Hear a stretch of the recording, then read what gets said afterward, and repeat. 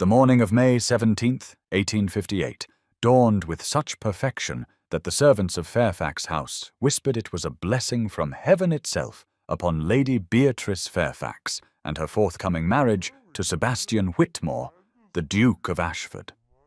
The sky stretched cloudless and blue over London, and by noon, when the wedding was to commence, sunlight poured through the ancient stained glass windows of Westminster Abbey in rivers of crimson, sapphire, and gold, painting the stone floors with pools of celestial color that seemed to dance as the assembled guests shifted in their pews.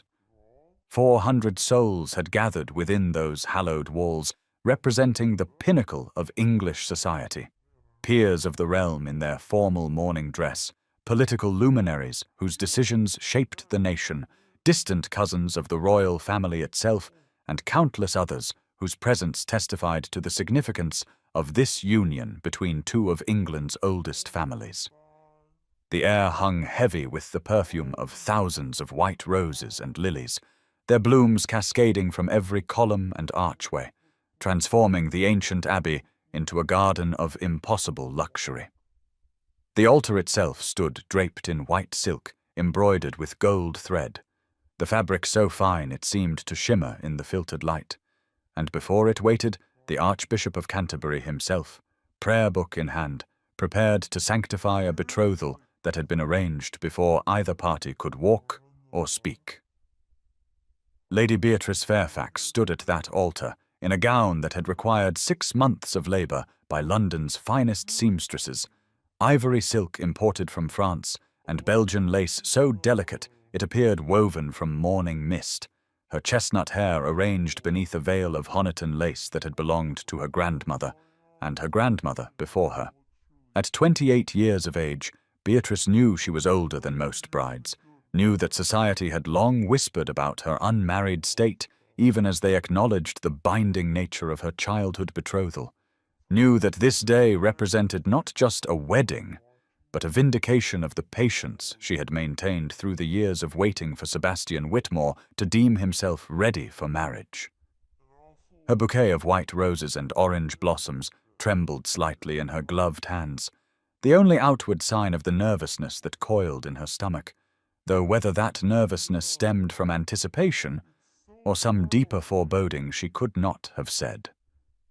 Beside her stood her mother, Lady Henrietta Fairfax, resplendent in lavender silk, whose anxious eyes kept darting toward the Duke as though expecting some disaster even in this moment of triumph.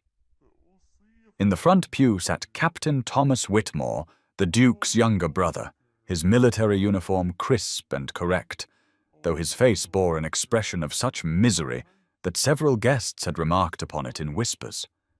The Gothic arches of Westminster soared overhead, creating simultaneously a sense of grandeur and claustrophobia, as though the weight of centuries pressed down upon all gathered there, and the magnificent acoustics meant that every whisper, every rustle of silk, every cleared throat echoed through the space with unnatural clarity.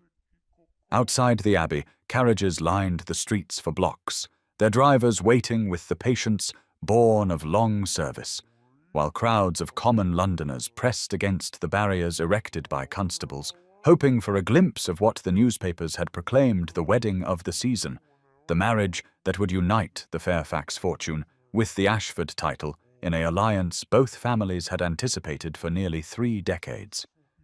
Sebastian Whitmore, Duke of Ashford, stood at the altar in formal black mourning dress that emphasized his height and the breadth of his shoulders, his dark hair swept back from features that poets had compared to classical marble, all sharp angles and aristocratic planes, his grey eyes fixed not on his bride but on some point in the middle distance, his jaw tight with attention that Beatrice had noticed the moment she reached his side. He was 32 years old, had inherited his title at the age of 26 upon his father's death, and had spent the 6 years since managing the vast Ashford estates with a precision and dedication that won him respect even from those who found his manner cold. Beatrice had known him all her life, had been bound to him by contract since before either could remember, yet in many ways he remained a stranger, their interactions always formal, always chaperoned, always constrained by the expectations of their respective positions.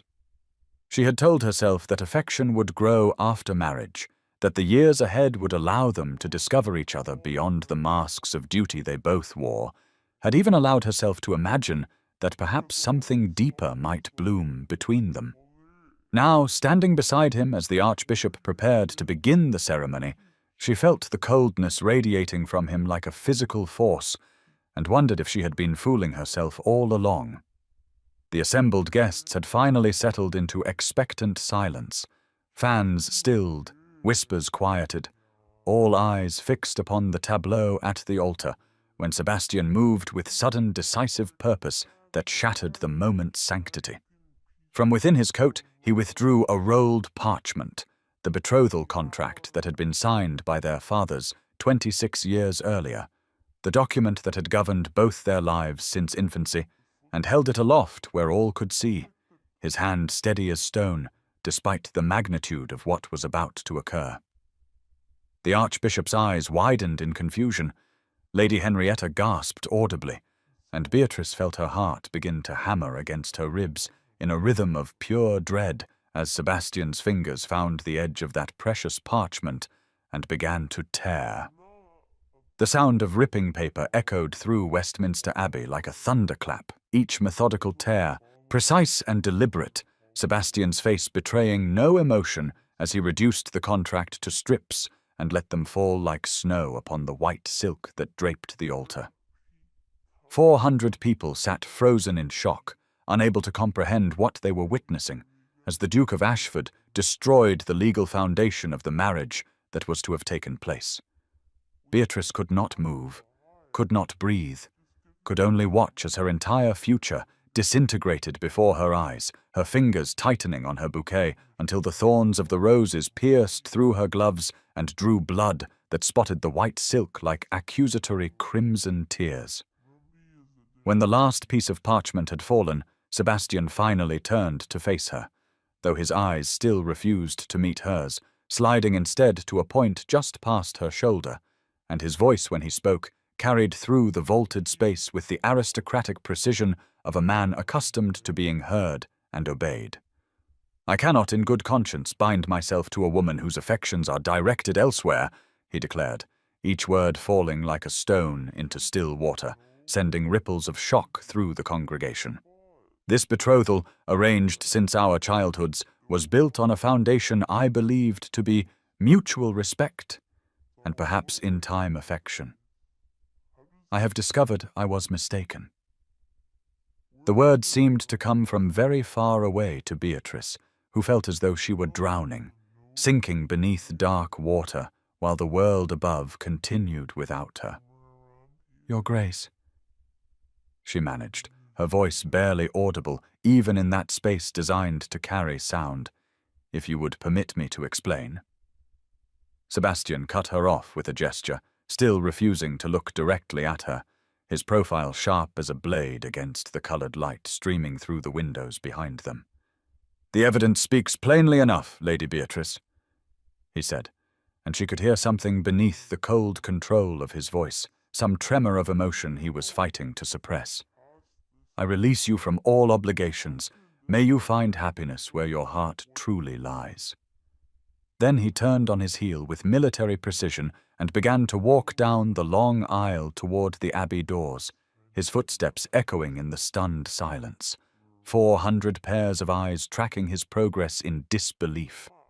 The spell broke as he reached the midpoint of the aisle, and suddenly the abbey erupted in chaos, voices rising in a cacophony of shock and speculation and barely concealed delight at such unprecedented scandal.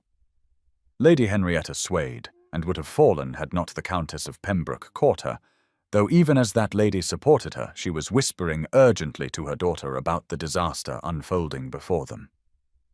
Captain Thomas Whitmore had risen from his pew, his face stricken with an expression of guilt and horror that would have told a careful observer everything they needed to know about his role in this catastrophe, but no one was watching Thomas.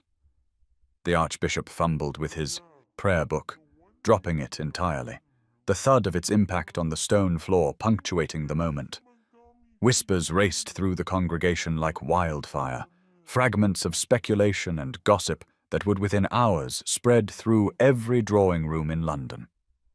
"The Whitmore scandal continues," someone hissed, and another voice replied, "First his father's gambling debts, now this." "Poor Lady Beatrice," murmured a third voice with the particular satisfaction of those who delight in others' misfortunes, jilted at Westminster itself. Beatrice stood motionless at the altar, her world collapsing around her, while the physical world remained stubbornly intact, the flowers still blooming, the light still streaming through ancient glass, her heart still beating though she wished desperately that it would stop. Blood from the rose thorns had begun to seep through her gloves in earnest now, small red flowers blooming on white silk, and somewhere in the chaos of her mind she thought how appropriate it was that her wedding day should involve her own blood. She would not cry, she told herself fiercely, would not give these 400 witnesses the satisfaction of seeing her break, would not collapse as her mother had done. Instead, she lifted her chin with the same defiant dignity that had sustained her through 28 years of society's subtle cruelties and less subtle dismissals, and stood tall as a queen before her executioners. Sebastian had reached the Abbey doors now, had passed through them into the London sunlight without a backward glance, leaving behind him a bride abandoned at the altar and a scandal that would echo through society for years to come. The crowd outside erupted in confused noise as the Duke appeared alone, climbing into his waiting carriage and departing at speed, the horses' hooves striking sparks from the cobblestones in their haste. Inside Westminster Abbey, Beatrice Fairfax remained standing at the altar in her wedding gown, surrounded by the ruins of her reputation and the ghost of her future, her bouquet of white roses staining her gloves with blood, while 400 witnesses whispered and stared and committed every detail to memory so they might share this delicious scandal over tea for months to come.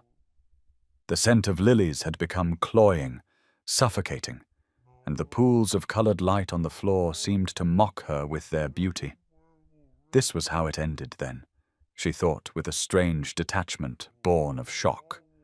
Not with vows and joy and the beginning of a new life, but with torn parchment and public humiliation and the certain knowledge that she would from this moment forward be defined by this disaster, would be forever the woman rejected by the Duke of Ashford at Westminster Abbey itself, the bride who was not good enough, whose affections had been elsewhere though she herself had not known it. The Archbishop approached her hesitantly, clearly uncertain what protocol governed such an unprecedented situation. But Beatrice did not wait for his counsel. She turned from the altar with her head held high, placed the bloodied bouquet carefully on the white silk draping where moments before her betrothal contract had been destroyed, and began the long walk back down the aisle she had so recently traversed in hope.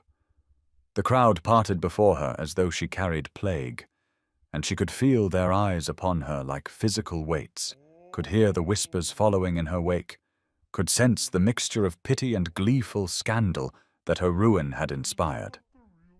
But she did not falter, did not stumble, did not give them the satisfaction of seeing her broken, and when she finally emerged into the London sunlight, she climbed into her carriage with the same dignity she had brought to the altar, and only when the door had closed and the carriage had begun to move did she finally allow herself to close her eyes against the tears that would no longer be contained.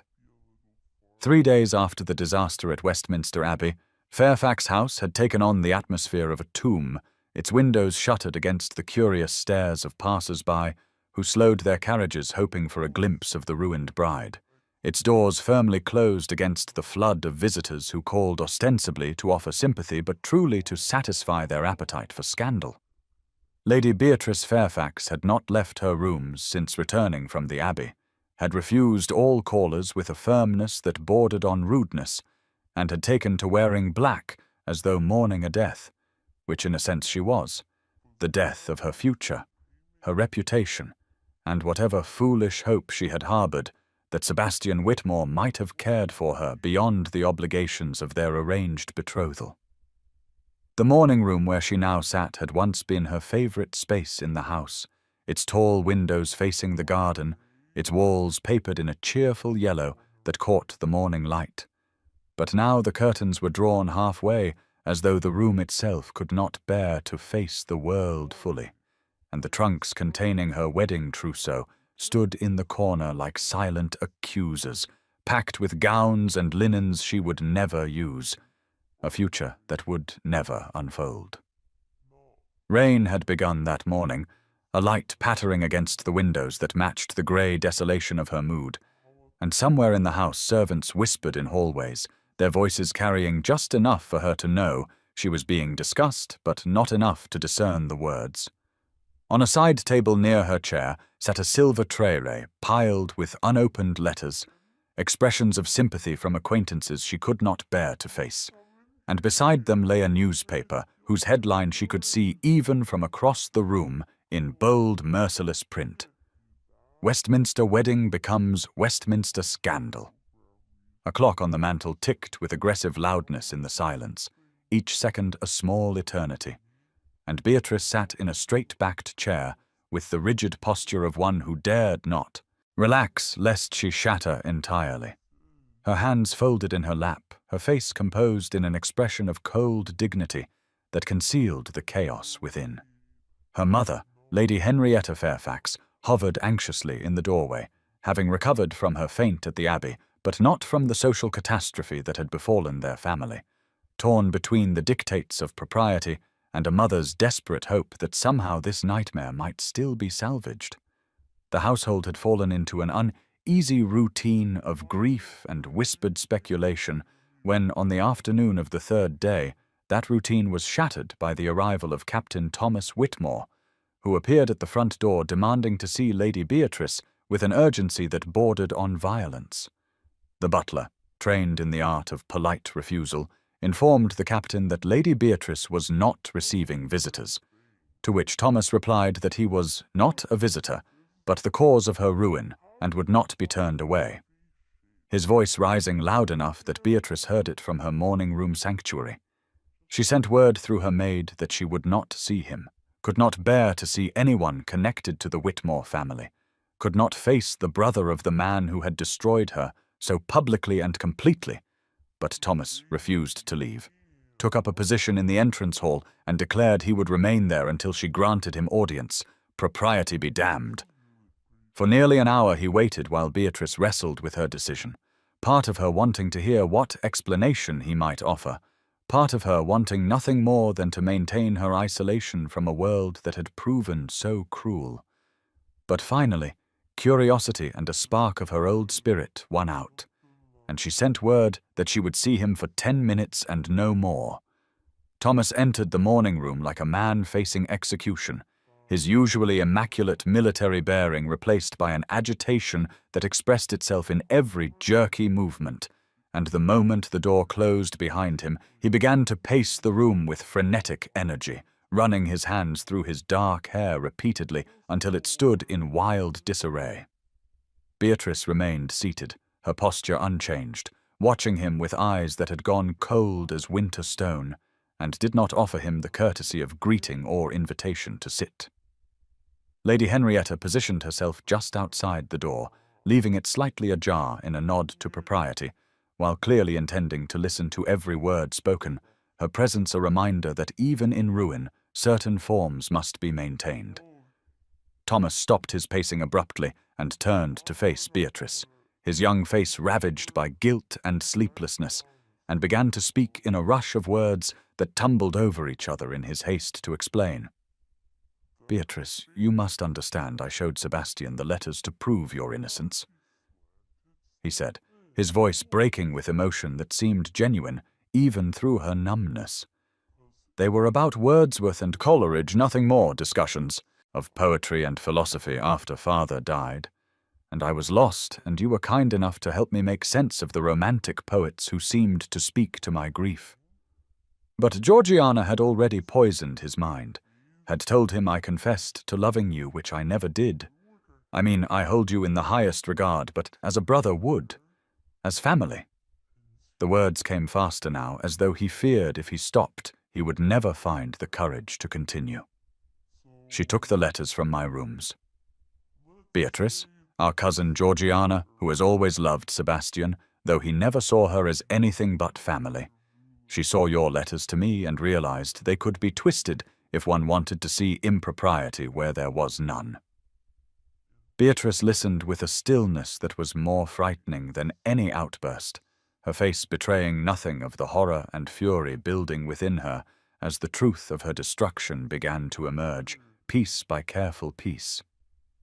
"So my reputation lies in ruins because you would die for me," she said finally, her voice like ice cutting through his frantic explanations.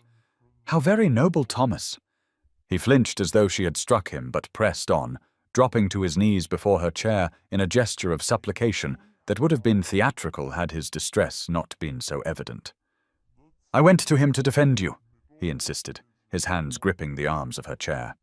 "I told him the letters were perfectly innocent, that you were helping me understand poetry after father's death left me adrift and uncertain. But Sebastian's grief has made him suspicious of everyone, has turned him into someone I barely recognize, hard and cold, and seeing betrayal in every shadow." The captain's voice dropped to barely above a whisper as he continued.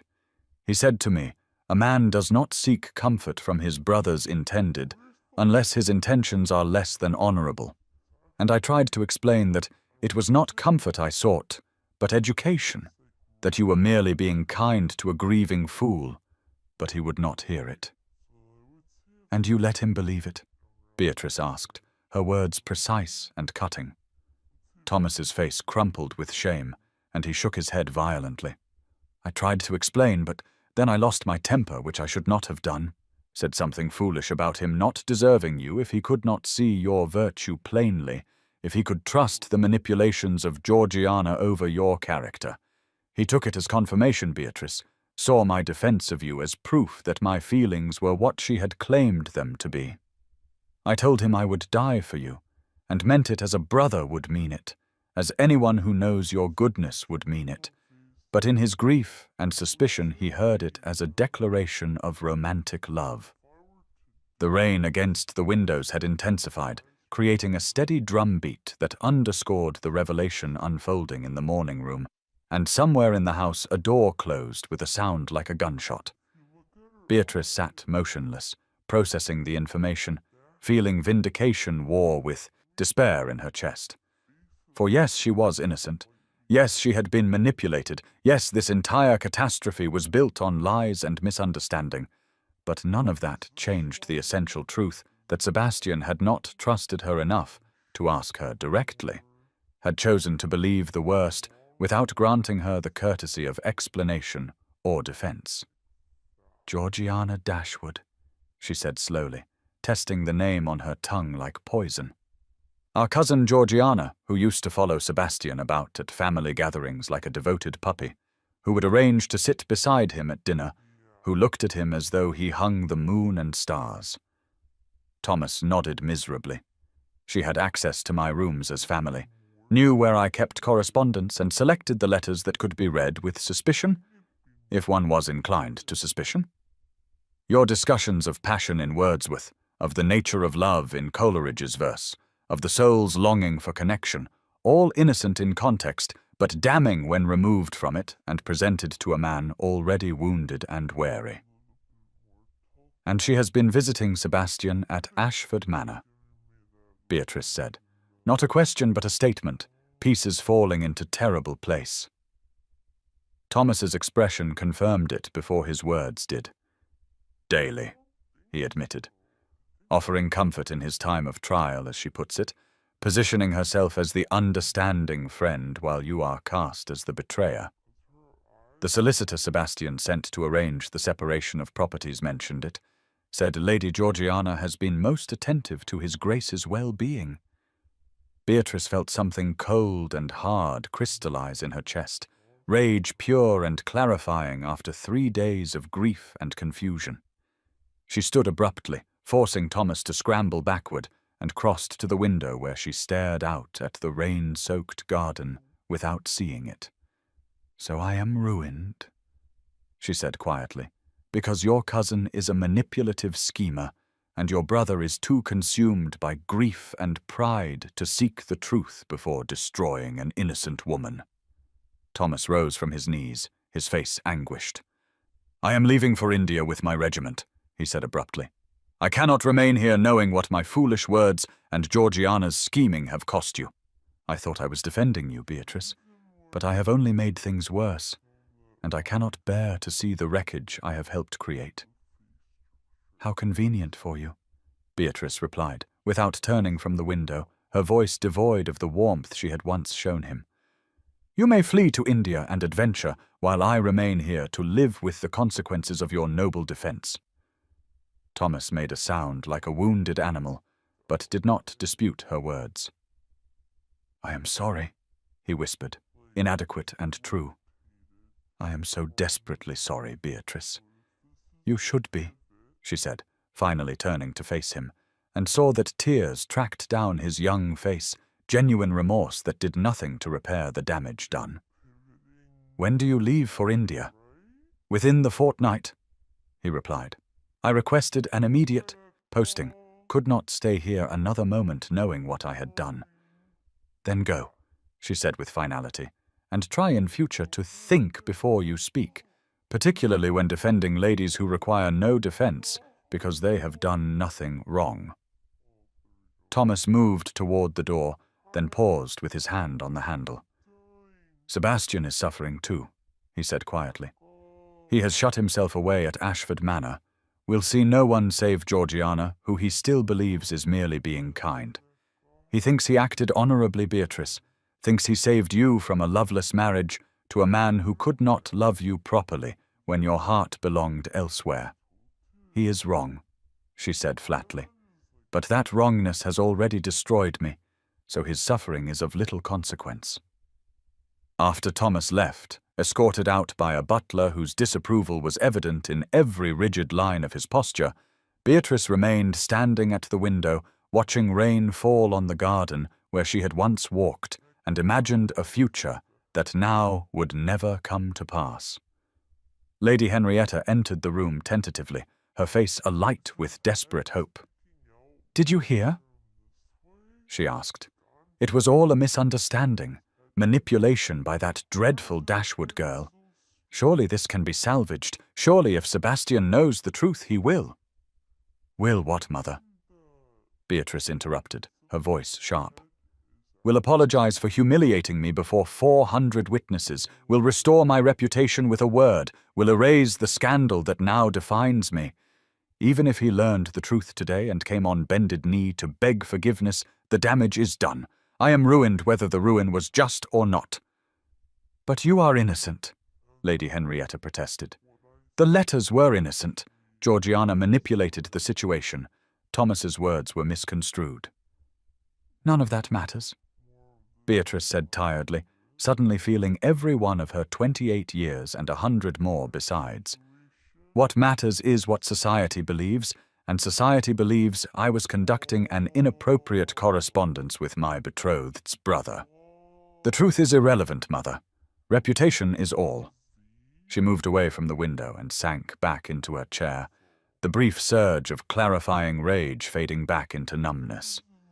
The wedding trousseau in the corner seemed to mock her with its pristine, unused contents, gowns for a life that would never be lived, and the clock on the mantel continued its relentless ticking, counting out seconds that led nowhere but further into isolation and ruin.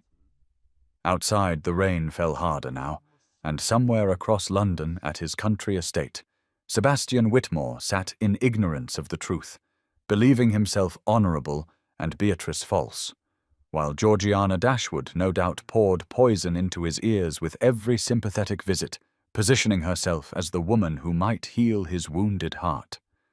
Beatrice closed her eyes against the injustice of it all, against the knowledge that she had been made a pawn in someone else's game, against the reality that Sebastian had chosen to believe the worst of her without even granting her the courtesy of a question, and felt something inside her that had remained stubbornly hopeful these 3 days finally break and die. And now's the time to stop and subscribe to our channel. Every subscriber brings us closer to 1,000, which helps us keep these stories alive and coming your way. If you enjoyed this video, don't forget to like it and drop a comment telling us where you're watching from. It's always amazing to see how far these tales travel across the world. Now, let's continue.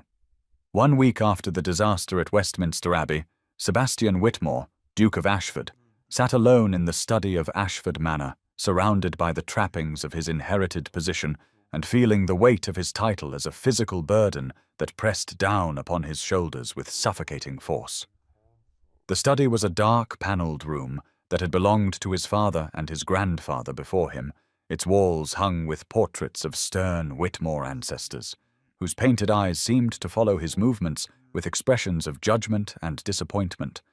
And everywhere he looked, he saw reminders of the legacy he had inherited along with the dukedom, the debts his father had left behind, the responsibilities that consumed his days, the expectations that had shaped his entire existence.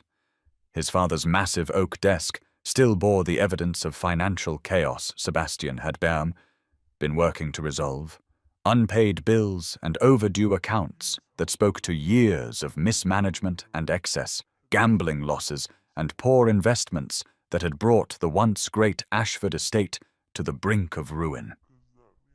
Rain had begun that afternoon, a spring storm that lashed the manor windows with increasing violence as evening fell, and candles guttered in the draughts that found their way through even this solidly built house, creating shadows that danced across the ancestral portraits like accusing fingers.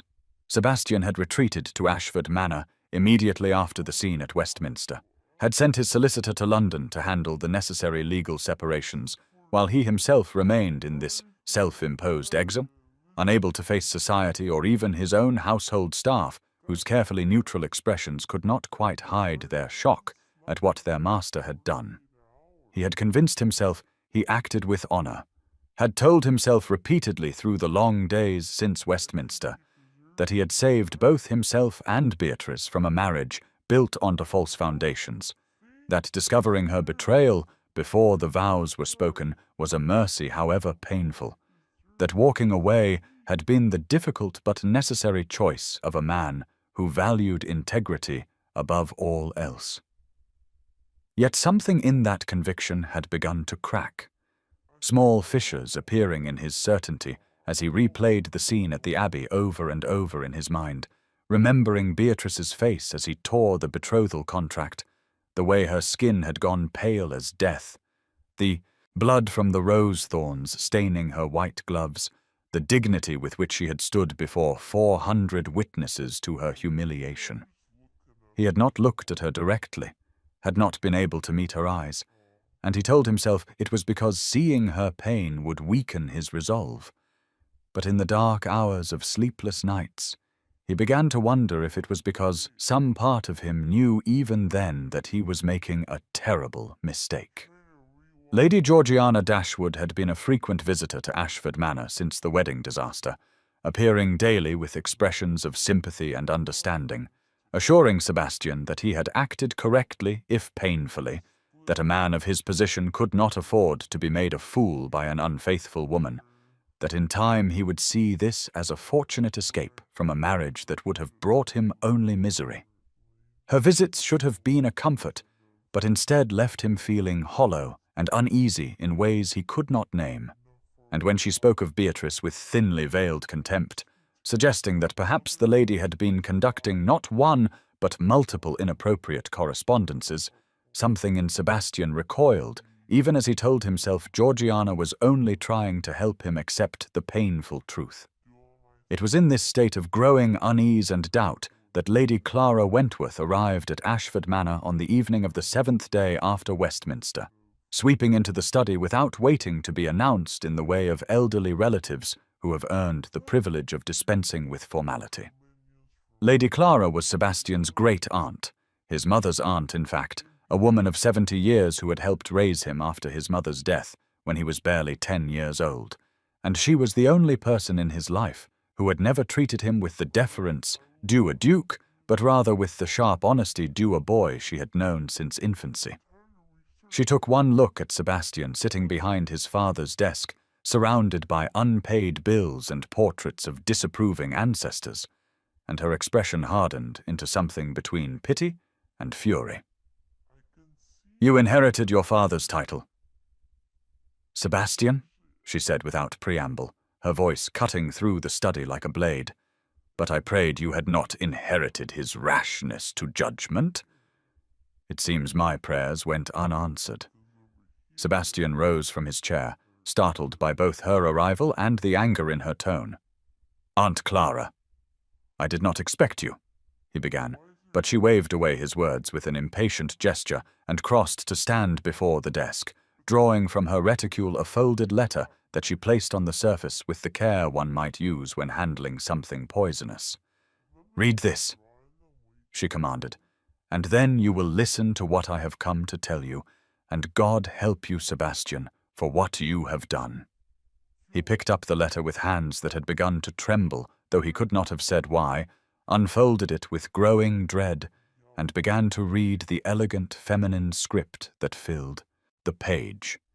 It was a letter from Georgiana Dashwood to a friend, dated 3 days before the wedding, and as Sebastian read its contents, the study seemed to tilt around him, the portraits on the walls blurring, his breath coming short and painful in his chest.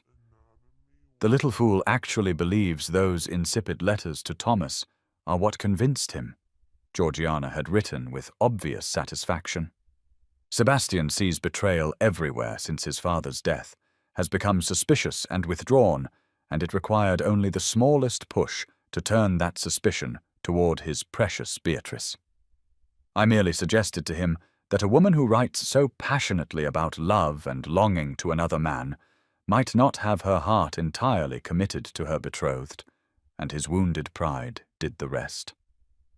Thomas's dramatic declaration that he would die for her was a gift I could not have anticipated, but used most effectively.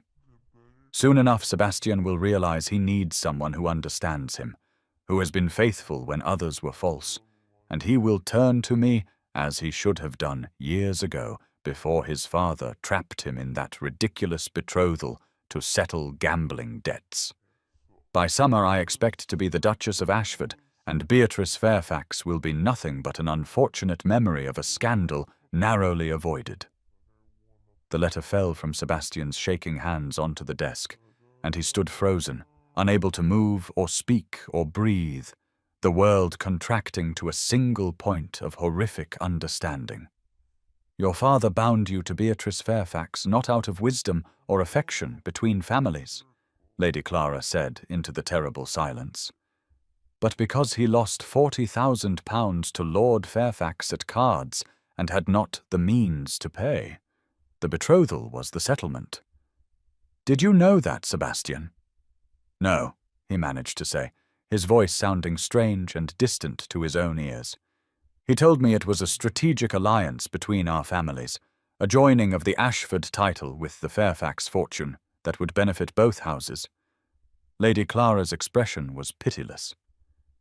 "Your father was many things, but honest was rarely among them," she replied.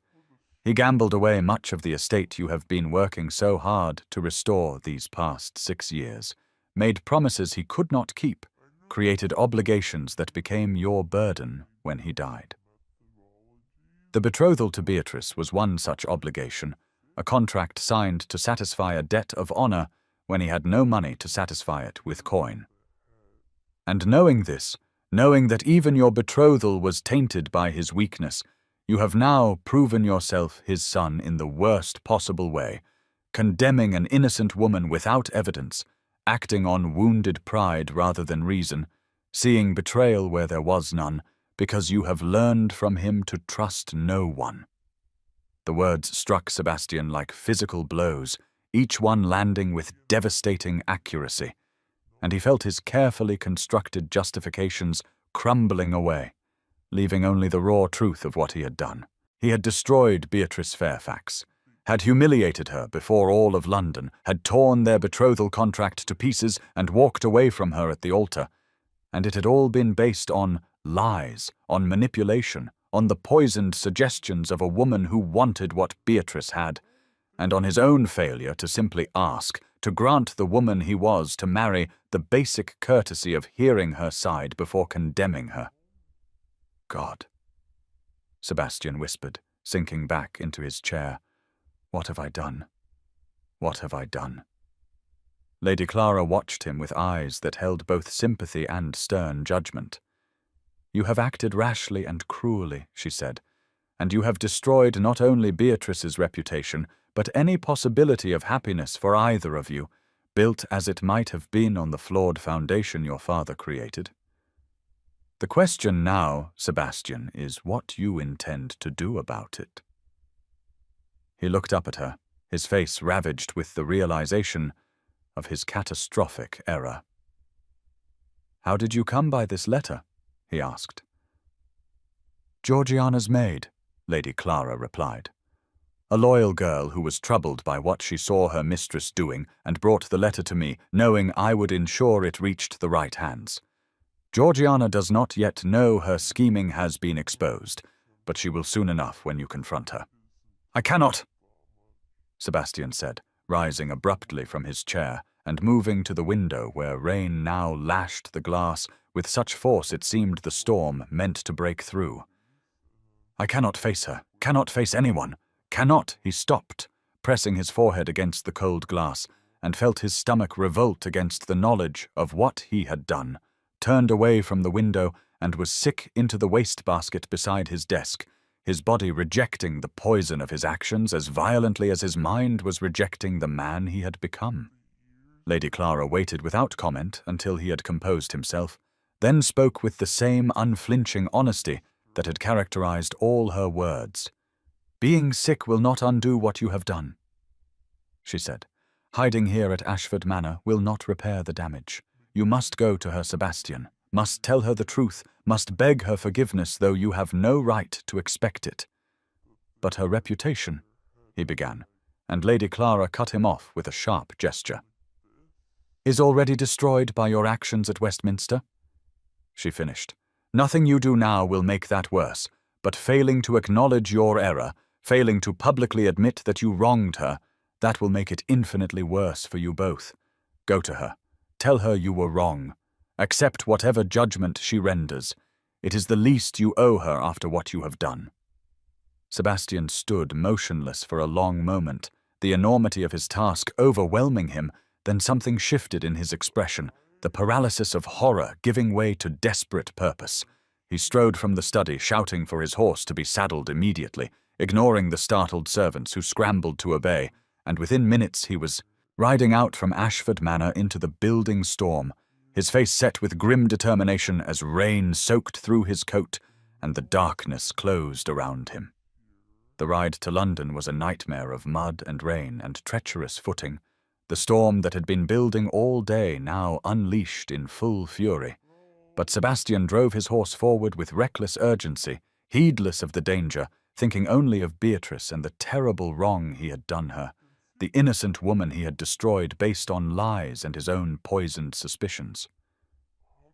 He reached London near midnight, the streets transformed into rivers by the torrential rain, gas lamps creating halos of light in the downpour that did little to illuminate the way, and rode directly to Grosvenor Square, where Fairfax House stood dark and shuttered against the night. He dismounted before the front entrance, his clothes soaked through, his hair plastered to his head, rain streaming down his face, and approached the door with the intention of demanding immediate entry, but the butler who answered his knock was implacable in his refusal. Her ladyship is not receiving visitors, Your Grace, the man said with a careful neutrality that could not quite hide his disapproval. Particularly not at this hour, and most particularly not you. Tell Lady Beatrice that Sebastian Whitmore begs an audience, Sebastian said, his voice hoarse from the ride and the rain. Tell her I will wait until she grants it. The butler's expression did not change. Her ladyship has given explicit instructions that you are not to be admitted under any circumstances, he replied. I must ask you to leave the premises, Your Grace. Then I will wait here, Sebastian said, and turned away from the door to take up a position in the square across from Fairfax House, in the small park at its centre, where on fine days nurses brought their charges to play, and on evenings couples strolled beneath the trees. The butler watched him for a moment as if uncertain whether to summon constables or simply close the door, then chose the latter, leaving Sebastian standing alone in the rain-soaked square, his face turned upward toward the third-floor window, where a faint light burned behind curtains. Beatrice's window he knew from the architectural drawings he had studied when planning what was to have been their shared life.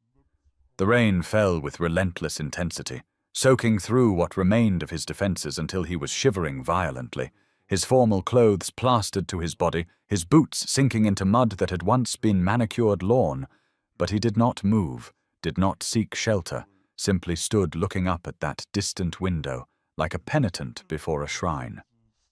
A few late-night passers-by hurried through the square with heads down against the weather, casting curious glances at the lone figure standing motionless in the storm. But Sebastian did not acknowledge them, his entire focus fixed on that third-floor window where he knew Beatrice must be, where he hoped, against hope, that she might look out and see him, might grant him the audience he so desperately needed to beg her forgiveness for the unforgivable wrong he had done her.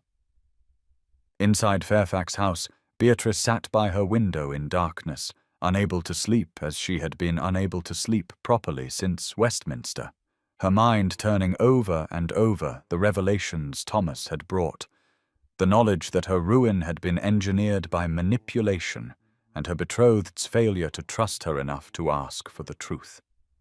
She had been sitting thus for hours, staring out at the rain-swept square without really seeing it, when movement below caught her attention, and she focused on the figure standing in the small park across from her house.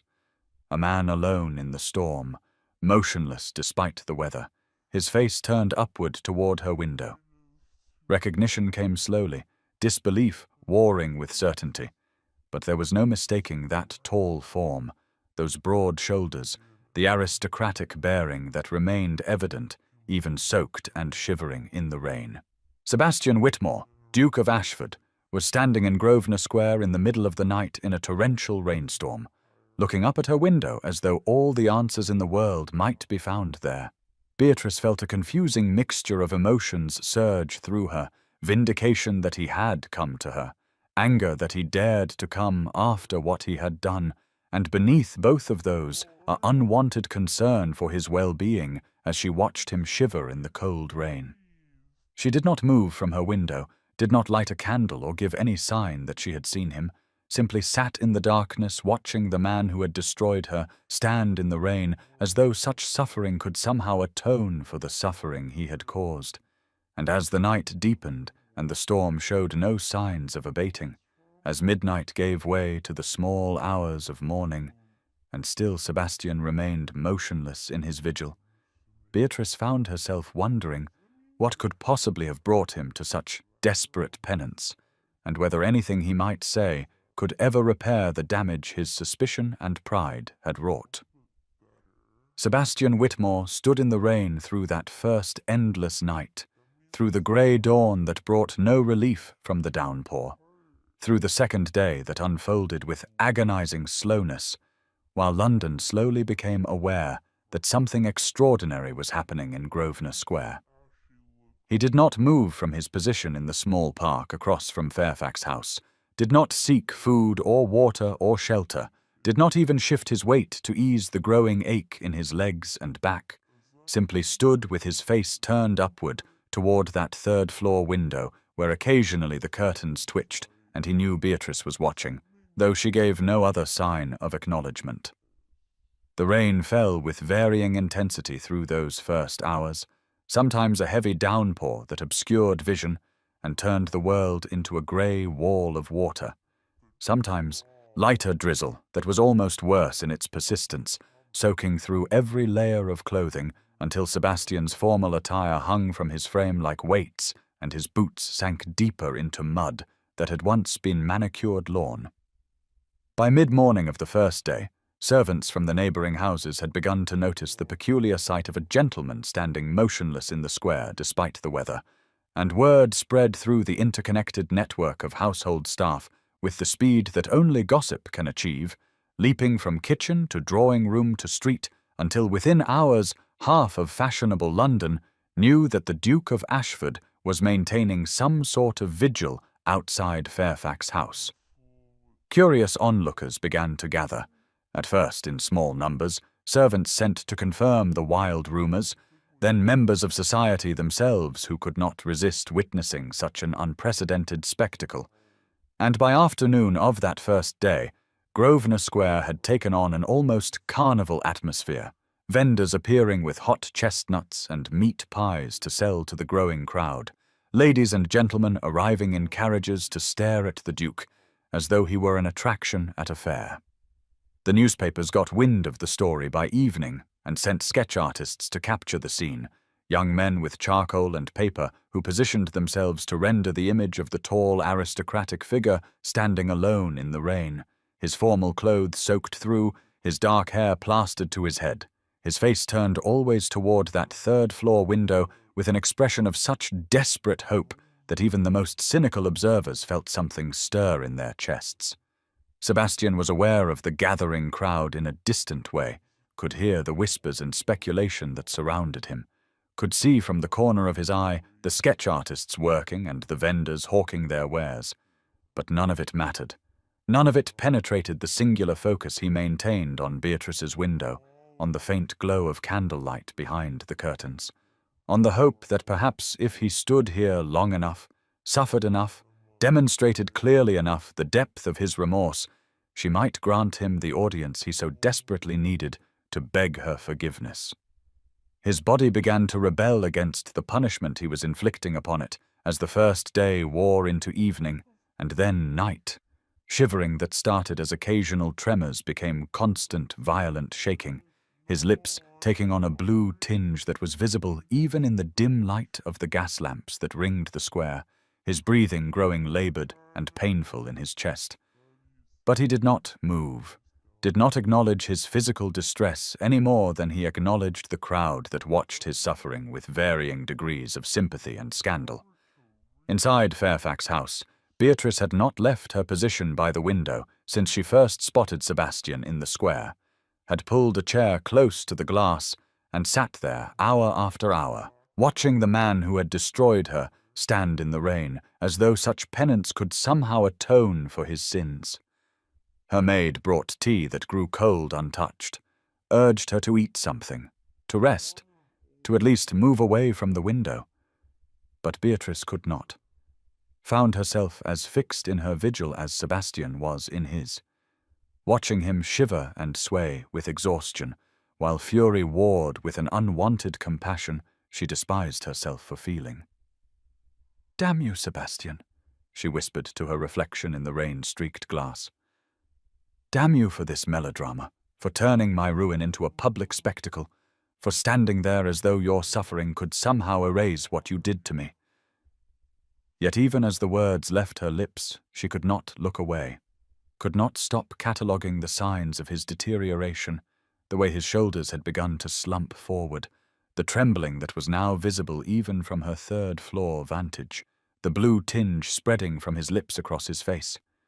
Lady Henrietta appeared at the door of Beatrice's room multiple times through that first day and night, her expression increasingly frantic as the scandal of the Duke's vigil spread through London with even more speed than the Westminster disaster had done.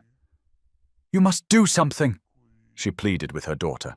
"Either receive him or send him away, but this cannot continue. The entire city is talking about nothing else. Wagers are being placed at the gentlemen's clubs about how long he will last. The newspapers are calling it the Duke's Vigil, as though it were some romantic tale rather than an appalling public display." "Let them talk," Beatrice replied without turning from the window. "Let them wager and speculate and make their sketches. He chose to make our business public at Westminster, and now he has chosen to make his penance equally public. I will not be manipulated by his suffering.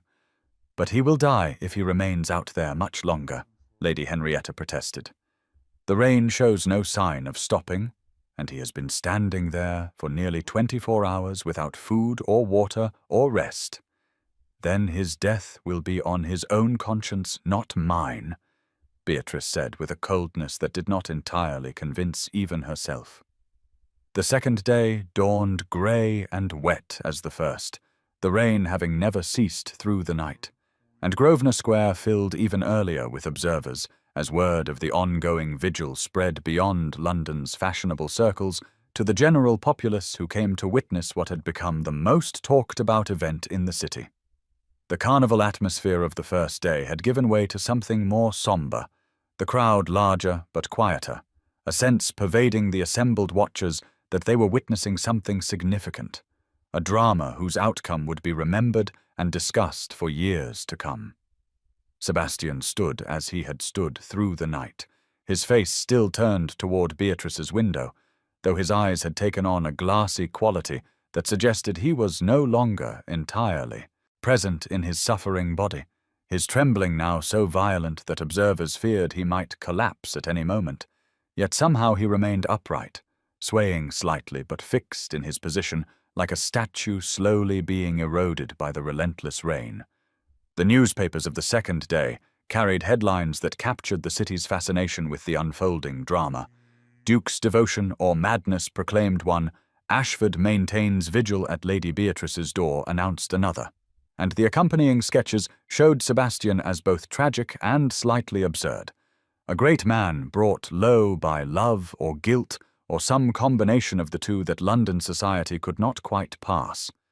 In drawing rooms and gentlemen's clubs across the city, the speculation reached fever pitch as people debated Sebastian's motives and Beatrice's responsibility, some declaring it the most romantic gesture they had ever witnessed, others condemning it as emotional manipulation of the basest sort. 3 days in the rain, one society matron declared to her companion as they observed the vigil from the comfort of their carriage. Either he loves her beyond reason, or he is attempting to force her hand through public spectacle, but which is it I cannot determine. If he dies of pneumonia, she will be blamed either way, replied her companion with the shrewd assessment of one who understood how society's judgments worked. Clever of him, actually, to transform himself from villain to victim through sheer endurance of suffering. It was on the afternoon of the second day that Lady Georgiana Dashwood made her dramatic appearance in Grosvenor Square, arriving in a carriage that scattered the crowd before it, emerging into the rain without cloak or umbrella in a gown that was immediately soaked through, her face twisted with a mixture of desperation and fury that made her nearly unrecognizable as the poised, aristocratic woman London society knew.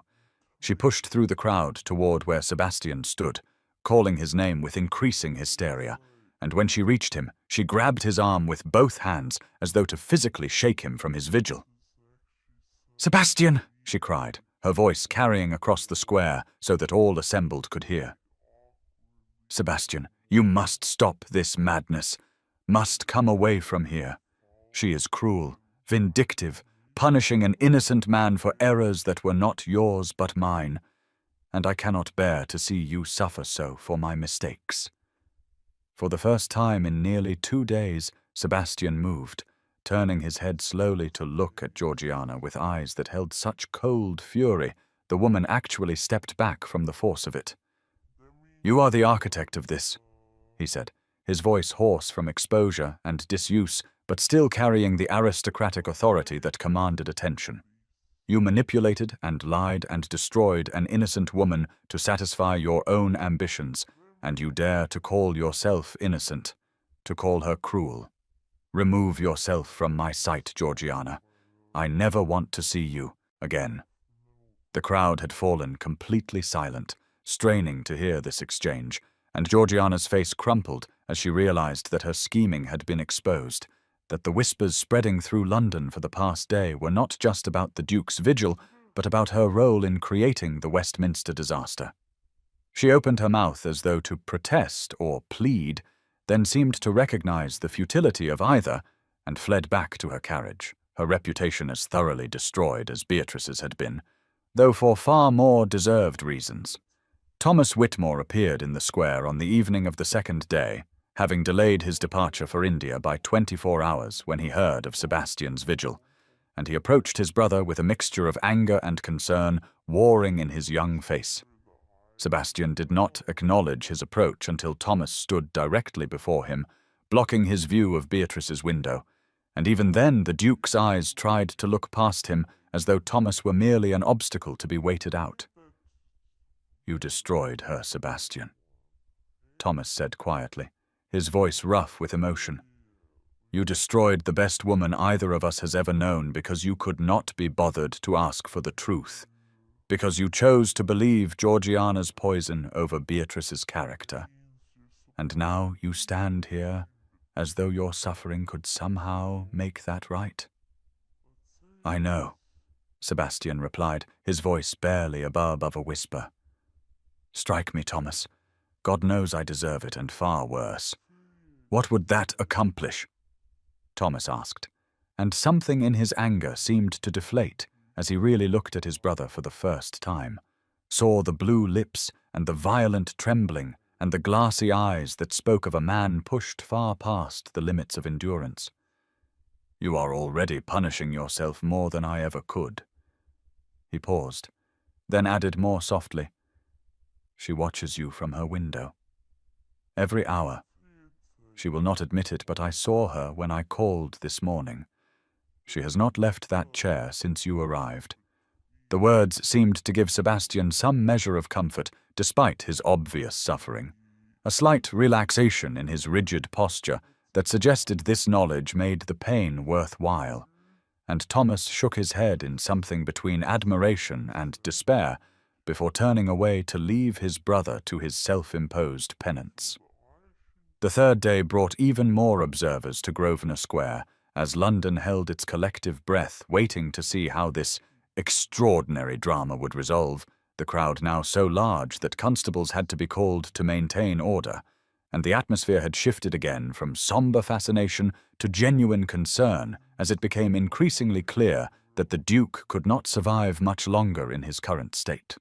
Someone from the crowd approached with an umbrella, attempting to hold it over Sebastian's head to provide at least some shelter from the relentless rain, but he refused it with a small shake of his head, would not accept even that. Small mercy, and the would-be helper retreated, looking troubled by what he had witnessed in the Duke's eyes. Beatrice had not slept more than a few minutes at a time through the 3 days of Sebastian's vigil, had barely eaten, despite her mother's increasingly frantic attempts to force food upon her, had done nothing but sit at her window, watching the man who had ruined her slowly destroy himself in what appeared to be an act of genuine remorse. Her resolve, which had been absolute when Sebastian first appeared in the square, had begun to waver as she watched him suffer, as she saw him refuse comfort and assistance, as she recognized that whatever had brought him to her door in the rain was not mere pride or manipulation, but something deeper and more desperate. She was angry at herself for caring, furious that after everything he had done to her she could still feel compassion for his suffering. Yet she could not deny the emotion that rose in her chest each time his body swayed with exhaustion, or his trembling became so violent she feared he would fall. On the third night, as darkness fell and the gas lamps were lit around the square, creating halos of light in the continuing rain, Sebastian finally reached the limits of what his body could endure, his legs giving way beneath him without warning, collapsing into the mud that had become as much his element as the rain. The crowd gasped collectively, surging forward, but it was the servants of Fairfax House who reached him first, having been positioned near the doors on Beatrice's whispered instruction an hour earlier, when she had seen his swaying become more pronounced and recognized that his collapse was imminent. "Bring him inside," she had told the butler in a voice that brooked no argument but was barely audible even in the quiet of her room. "The servants' quarters. I will not have his death on my conscience, but I am not ready to see him."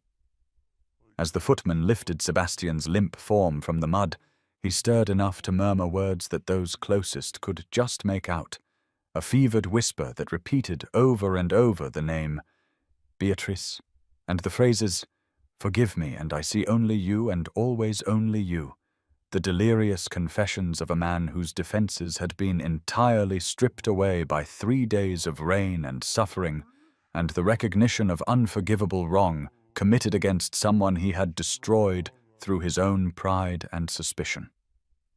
The crowd watched in tense silence as Sebastian was carried into Fairfax House through the servants' entrance, disappearing from view after 3 days of constant vigil, and slowly the assembled observers began to disperse, talking in hushed voices about what they had witnessed, about the Duke's suffering and Lady Beatrice's mercy in finally bringing him in from the killing rain, about whether this extraordinary penance would be enough to atone for the Westminster disaster, or whether some wrongs were simply too public and too devastating to ever truly repair.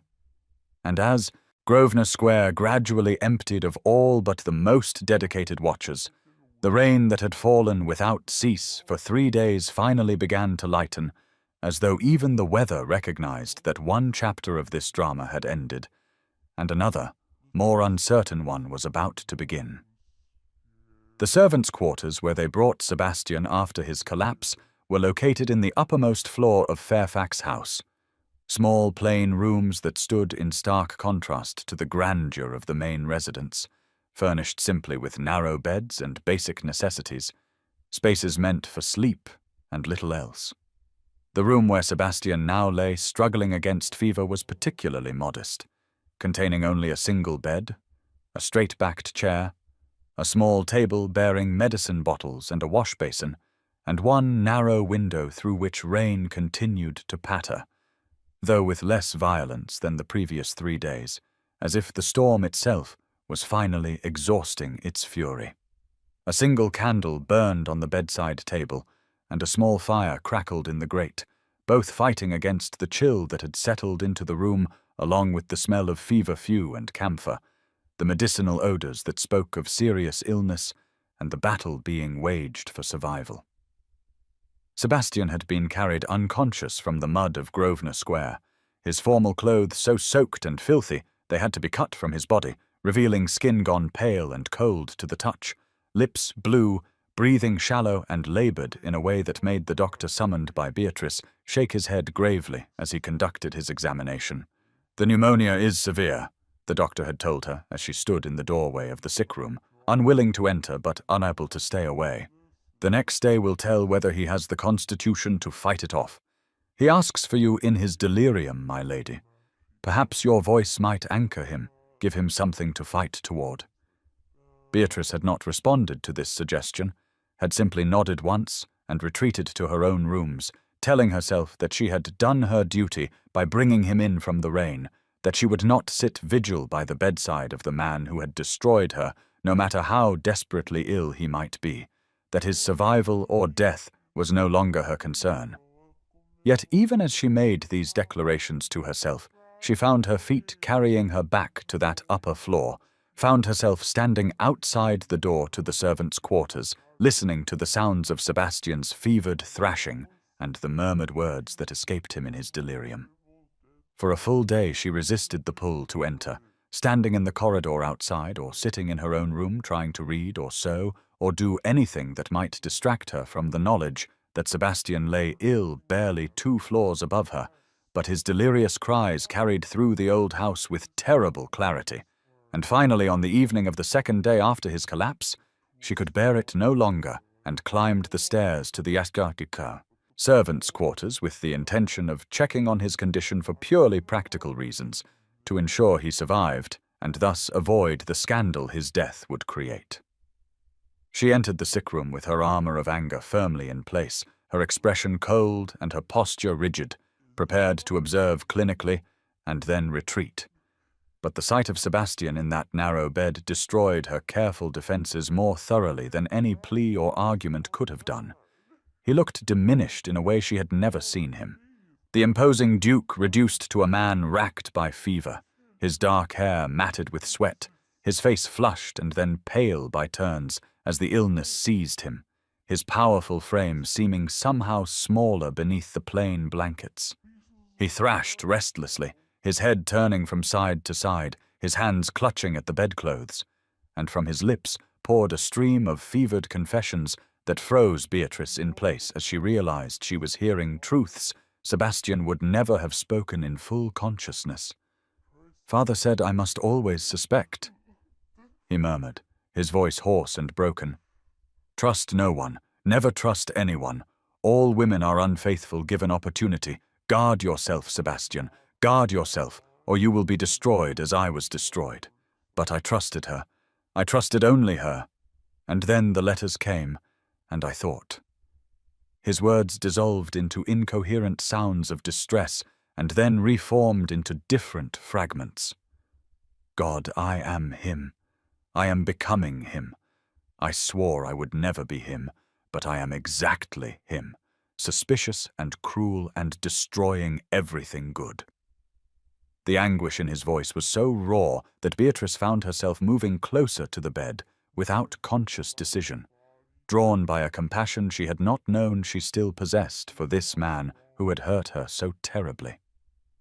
Sebastian's eyes were closed, his face contorted with fever dreams, and he seemed to be arguing with someone not present, his hands raised as if warding off blows. "I am not you," he cried out suddenly, his voice stronger. "I will not be you. I will not let your poison." But the sentence went unfinished as he collapsed back against the pillows, weeping without waking, tears streaming down his flushed face, while his body shook with sobs that seemed torn from somewhere deep inside him. Beatrice stood frozen, her own tears beginning to fall as she listened to this man who had always been so controlled, so perfectly composed in his aristocratic dignity, reduced to broken fragments by illness and the weight of truths he had carried in silence. She pulled the chair close to the bedside and sat, telling herself she was merely ensuring he did not injure himself in his thrashing. But when his hand reached out blindly, grasping at air, she found herself taking it in her own, feeling the burning heat of his skin against her palm. His fingers closed around hers with desperate strength, and his thrashing calmed slightly, his fevered murmuring becoming more coherent, though no less devastating. "Beatrice, I am sorry," he whispered, his eyes still closed, clearly not aware that she was actually present.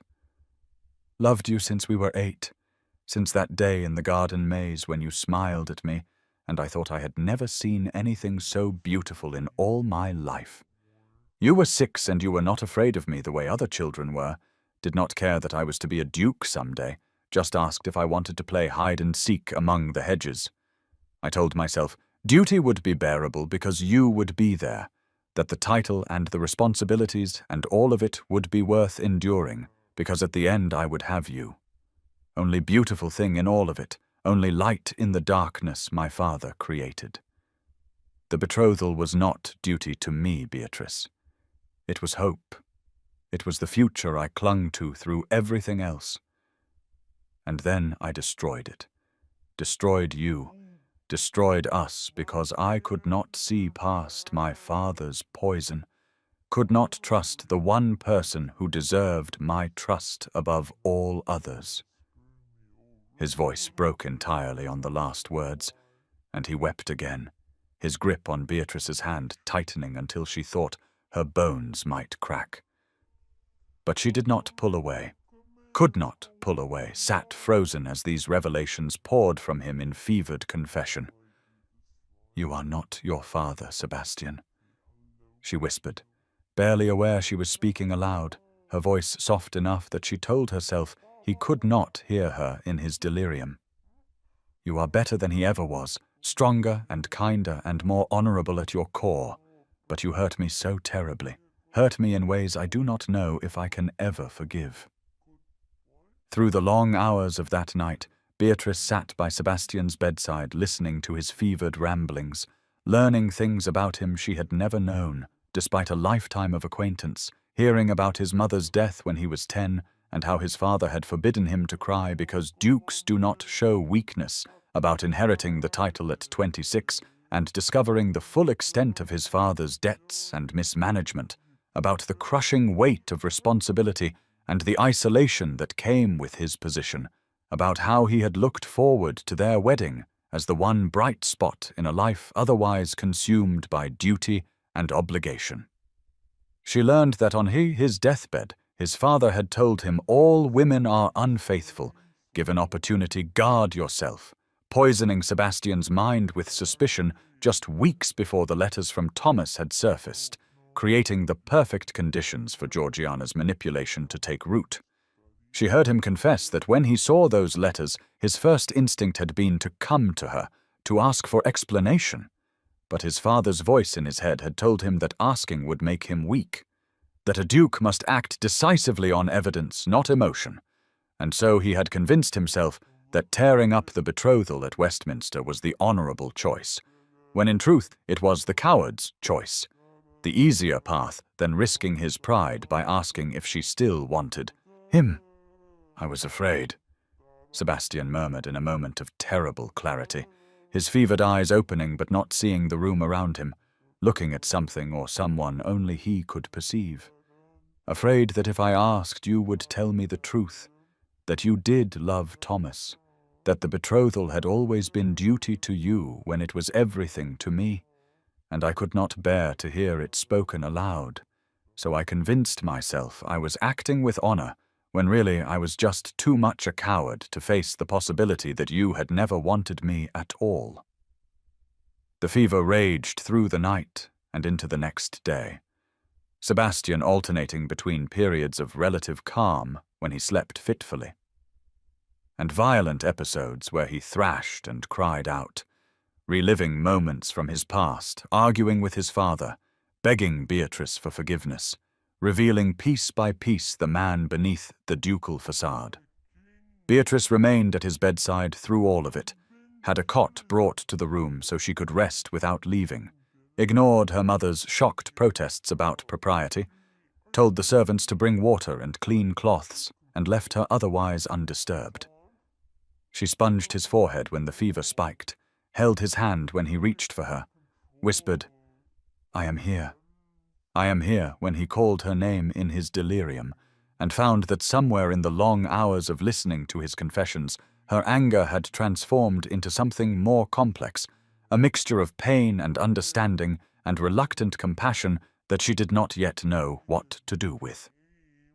On the morning of the third day after his collapse, as pale dawn light began filtering through the narrow window, and the rain outside had finally diminished to nothing more than occasional drizzle, Sebastian's fever broke with a suddenness that left him weak and disoriented, but conscious for the first time since the vigil had ended.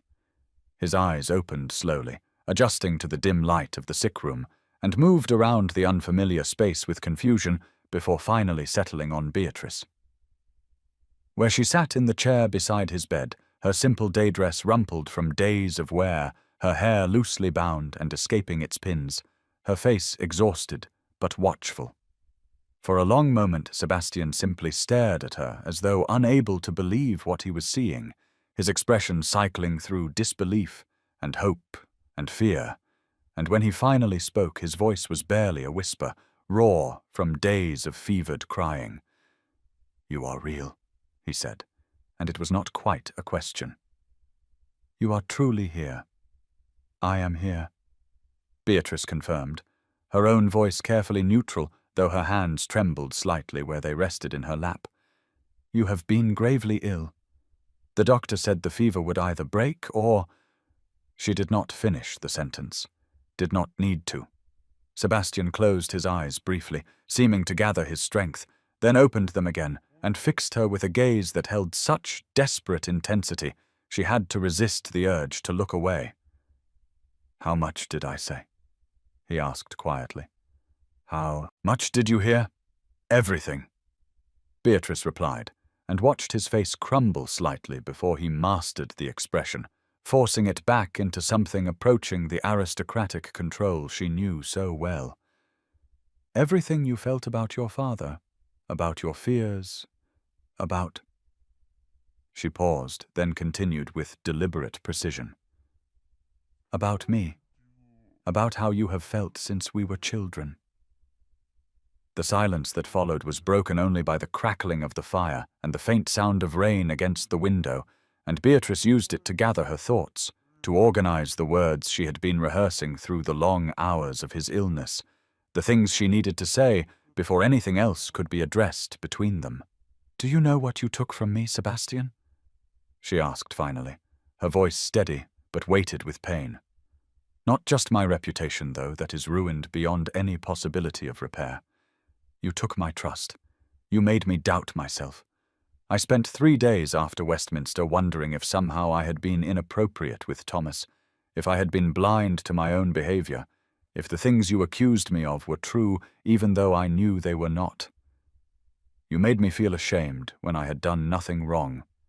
You made me question my own judgment, my own worth, made me wonder if perhaps I was the sort of woman who could betray a man without even realizing it. Sebastian had gone very still as she spoke, his face draining of what little color the fever had left him, but Beatrice continued, needing him to understand the full scope of what he had destroyed. You humiliated me before 400 witnesses, she said, each word precise as a surgeon's cut. You made me a scandal, a cautionary tale, the woman rejected at Westminster Abbey itself. But worse than any of that, you broke something in me that I did not even know could be broken. You taught me that even someone I had known my entire life, someone bound to me by contracts older than our memories, could look at me and choose to believe the worst without even asking for the truth. How am I supposed to trust anyone ever again when the man who knew me best chose to trust lies over my character? I know, Sebastian said, his voice rough with emotion and illness. And I have no defense except that my father's poison ran deeper than I knew. He taught me to see betrayal everywhere, to trust no one, to believe that everyone wanted something from the Duke, even if they cared nothing for the man. And I proved his apt pupil. That is not good enough, Beatrice said sharply, leaning forward in her chair. Many people have terrible fathers and do not destroy innocence. Many people carry wounds from their childhood and do not inflict them on others. You chose to believe Georgiana's manipulation, chose to interpret Thomas's words in the worst possible light, chose to tear up our betrothal in the most public and humiliating way imaginable. And those choices were yours, Sebastian, not your father's. You are right, he said simply, not defending himself, not making excuses, just accepting her words with the same directness she delivered them. It is not good enough. Nothing I say will be. My father's cruelty explains my suspicions, but it does not excuse my actions. I should have come to you, should have asked you directly about the letters, should have trusted you enough to hear your explanation before condemning you. I failed you in every possible way, and I have no right to ask for your forgiveness.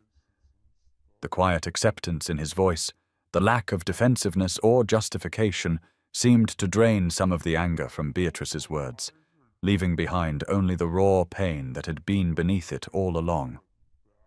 You should have asked me, she said, her voice breaking slightly. Trusted me enough to ask.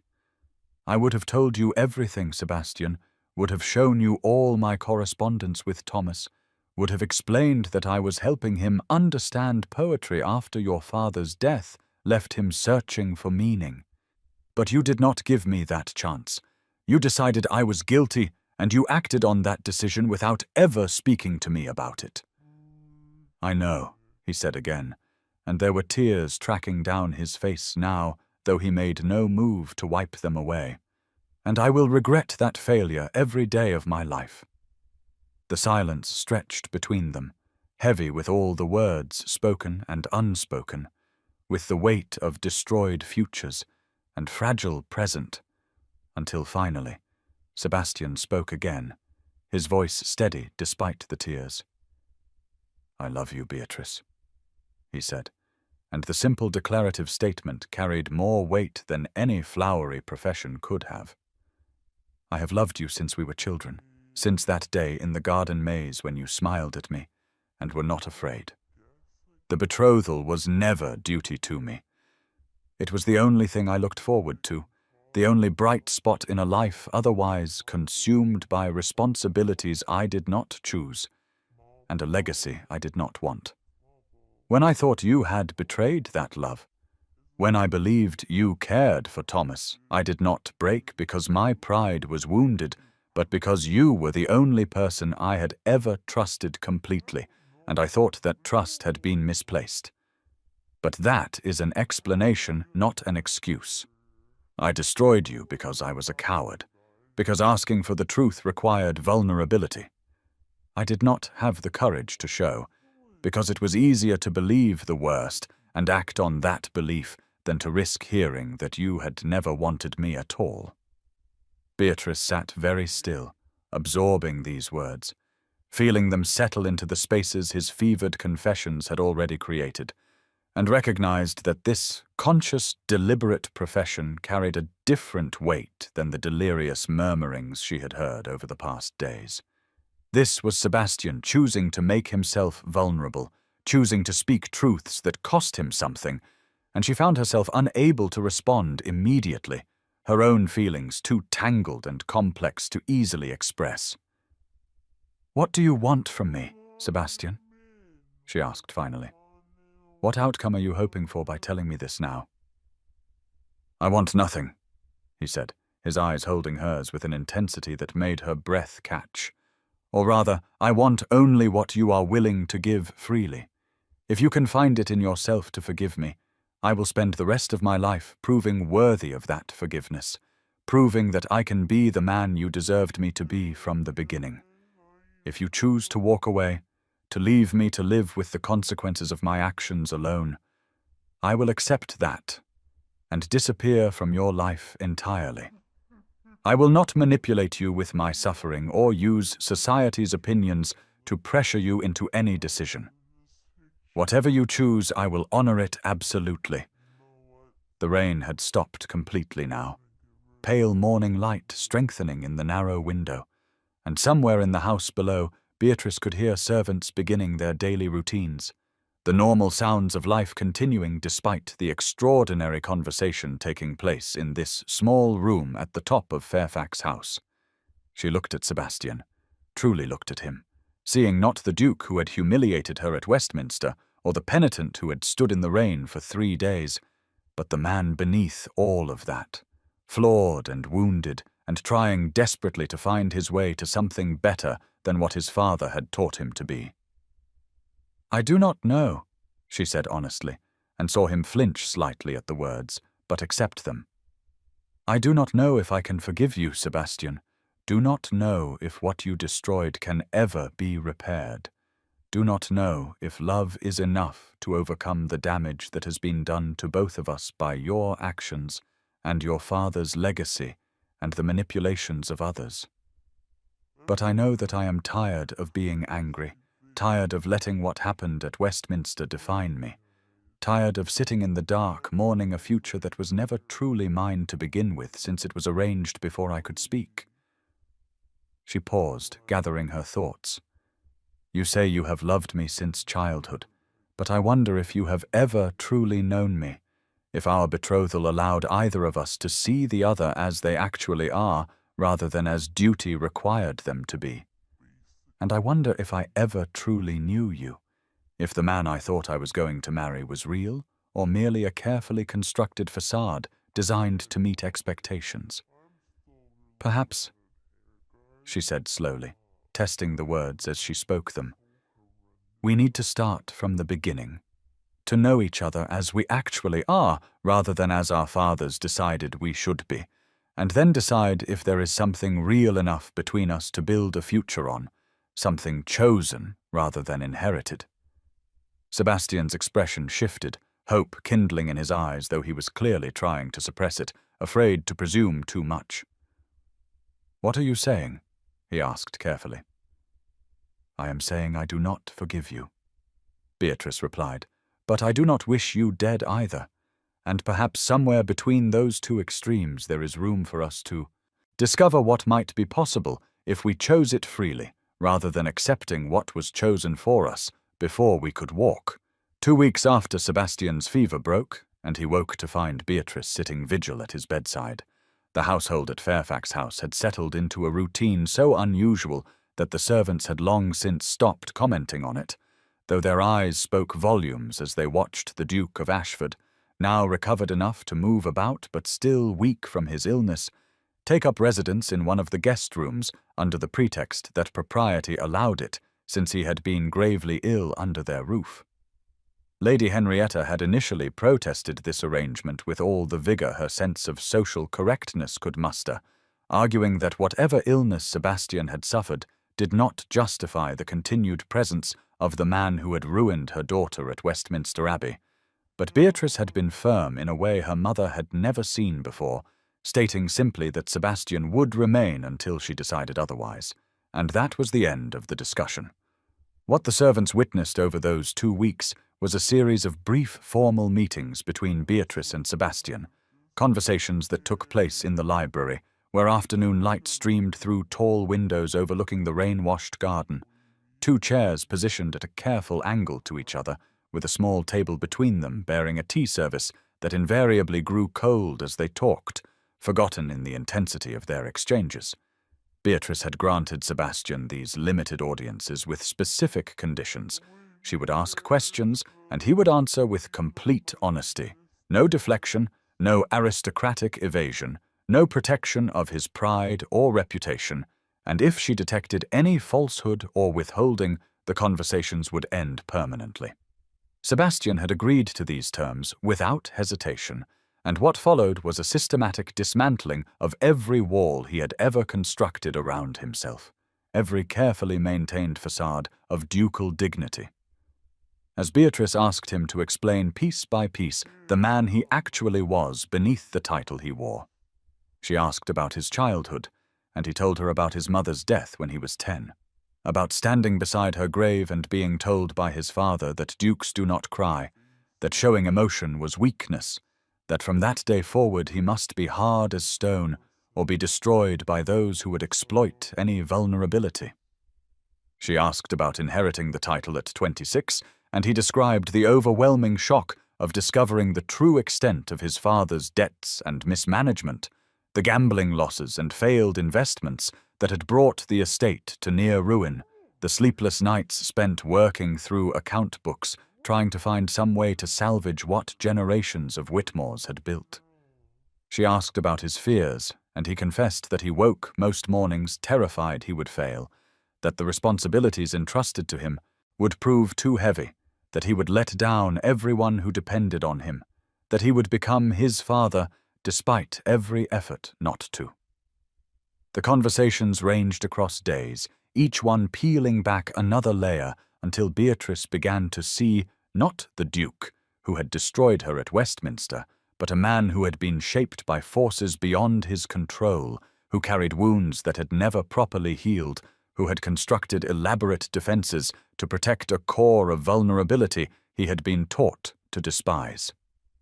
One afternoon she asked him about Georgiana and watched his face darken with shame as he admitted he had been willfully blind to her machinations, had wanted to believe her concern was genuine because it felt good to be understood, to have someone who seemed to see past the title to the man beneath, even though on some level he had known her attentions were calculated.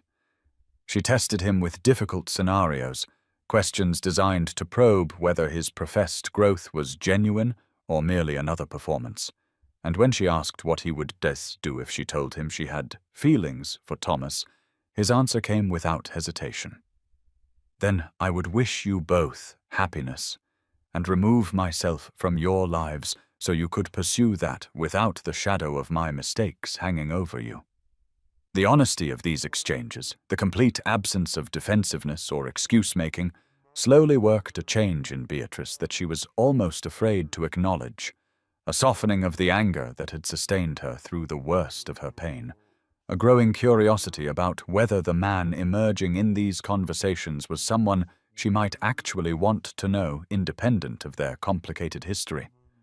She found herself looking forward to their daily meetings, preparing questions the night before, watching Sebastian's face as he answered, cataloguing the small tells that indicated when a topic caused him particular pain, and recognizing that somewhere in this process she was falling in love with the real Sebastian, in a way she had never loved the distant formal duke she had been betrothed to since childhood.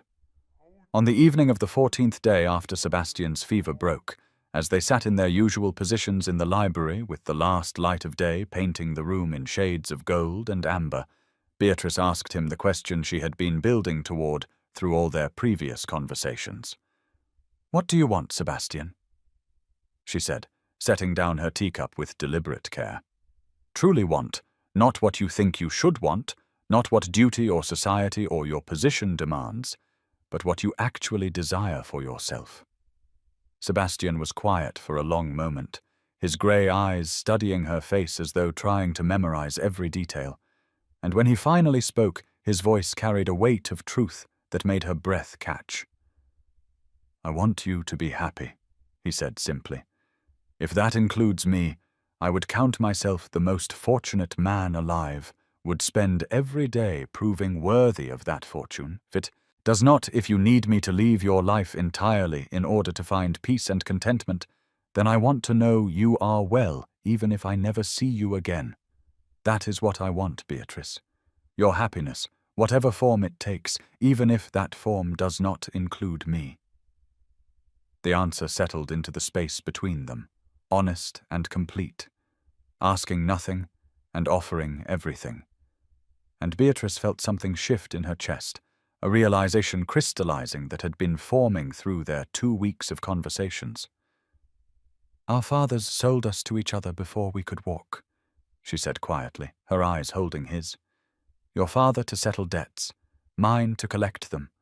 We never had a choice in any of it, were bound by contracts signed when we were too young to understand what was being decided for us." "No," Sebastian agreed, his voice steady. "We did not have a choice." "I release you, Sebastian," Beatrice said, leaning forward slightly, her words precise and deliberate. "From the betrothal, from any obligation, from guilt. Whatever our fathers decided is no longer binding. You are free." She watched his face carefully as she spoke, and saw the series of emotions that crossed it. Confusion giving way to understanding, giving way to something that looked like grief. And when he responded, his voice was tight with controlled emotion. "Thank you," he said, the words clearly costing him something. "That is more grace than I deserve." He stood slowly, his movements still careful as he continued to regain his strength, and she realized with a shock that he was preparing to leave, believed she had just released him from her life permanently, and the realization galvanized her into speech before he could take more than a step toward the door. "I am not finished," she said sharply, and he stopped mid-motion, turning back to face her with an expression of such desperate hope barely restrained that she had to look away briefly to gather her courage. "I said I release you from obligation," she continued more softly. "I did not say I wanted you to leave." Sebastian went completely still, hardly seeming to breathe, and when he spoke his voice was barely above a whisper. "I do not understand." Beatrice rose from her chair and crossed to stand before him, close enough that she could see the pulse beating rapidly at his throat, could see the way his hands trembled slightly at his sides. "I want to know you," she said, the words coming faster now as though saying them quickly would make them easier.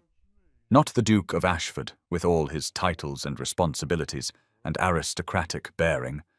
Not the boy my father sold me to before I could speak.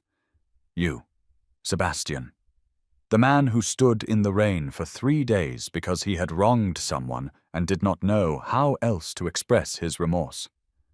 The man who accepts blame without deflection or excuse. The man whose father broke him in ways that are only now beginning to heal. The man who answers my questions with honesty even when that honesty reflects poorly on him." She paused, gathering her courage for the next part. "And I want you to know me. Not Lady Beatrice, who was supposed to be your duty. Not the woman who was ruined at Westminster. Me. Who I actually am beneath all the expectations and obligations and scandal." "A courtship," Sebastian said slowly, as though testing the word, and she saw the disbelief in his eyes, warring with careful hope.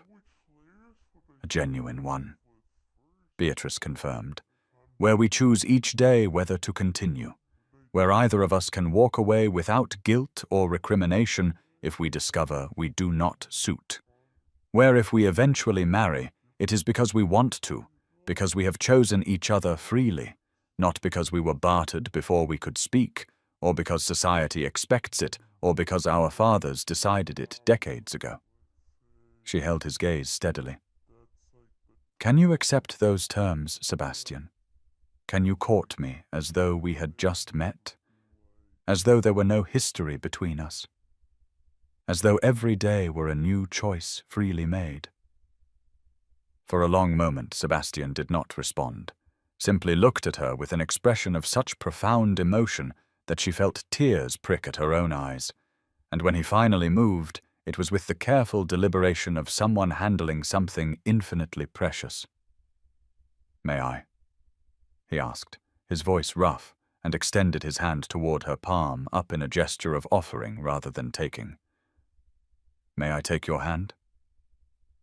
The question, the way he asked permission rather than assuming, the reverence in his voice, all of it combined to break through the last of Beatrice's carefully maintained defenses, and she placed her hand in his, feeling the warmth of his skin against hers, the slight tremor that spoke of emotion, barely controlled. "You may," she said softly, and watched his fingers close gently around hers, as though he were holding something that might shatter if gripped too tightly. They stood thus for a long moment in the library's fading light, hands clasped, years of history and pain and misunderstanding between them, and also the fragile beginning of something new, something chosen rather than inherited. And when Sebastian spoke again, his words were barely audible, but weighted with absolute sincerity. "I will try to be worthy of this," he said, "of your willingness to begin again, of your courage in choosing to know me despite everything I have done. I cannot promise I will not fail or disappoint you, cannot promise I have overcome all my father's poison, but I can promise I will try every day to be better than I was the day before, to be honest, even when honesty is difficult, to trust you even when trust feels dangerous, to choose you consciously and deliberately for as long as you will have me. Then that will be enough," Beatrice replied, and meant it. The days that followed that evening in the library unfolded with a strange mixture of formality and intimacy, as Beatrice and Sebastian began the work of actually knowing each other. They took walks in the garden, now brilliant with spring flowers after the weeks of rain, the paths still slightly damp, but the sunshine warm and encouraging, and as they walked, they talked about everything and nothing, discovering small synchronicities that delighted them both. Sebastian pointed out a hidden corner of the garden maze where he used to hide as a child when visiting Fairfax House with his parents, seeking escape from the adult conversations that bored him. And Beatrice laughed and admitted that the same corner had been her favorite reading spot, that she had spent countless hours there with books propped on her knees, imagining adventures far from the constraints of her own life.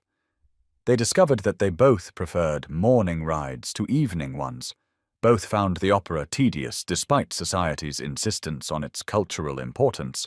Both harbored secret fondness for Gothic novels that they would never admit to anyone else.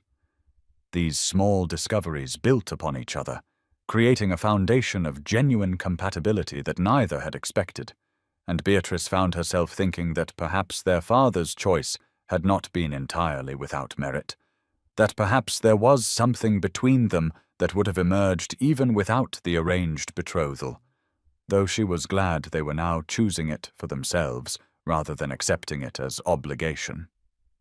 Lady Clara Wentworth, informed of the developing courtship by Sebastian, in a letter that apparently caused the old woman to weep with relief and joy, hosted a small dinner party 6 weeks after the library conversation, inviting only the most trusted friends and family to witness Beatrice and Sebastian's first public appearance together since the Westminster disaster.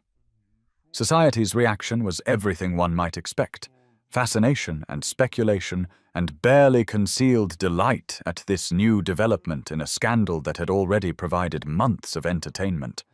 But within the intimate circle of Lady Clara's dining room, there was only genuine warmth and hope that perhaps two people who had been so publicly broken might find a way to heal together. Thomas Whitmore sent a letter from India that arrived just before the dinner, addressed to both Beatrice and Sebastian, giving his wholehearted blessing to their courtship and admitting that he had always believed they suited each other, if only they could get past the obligations that had been imposed upon them. The letter also mentioned Georgiana, who had apparently retreated to the continent in disgrace, her reputation as thoroughly destroyed as she had attempted to destroy Beatrice's, living now in Italy on the charity of distant relatives who tolerated her presence but did not welcome it. Sebastian read this portion of the letter aloud to Beatrice, and she felt not triumph at Georgiana's fall, but a kind of weary sadness that so much damage had been done by one woman's jealousy and manipulation.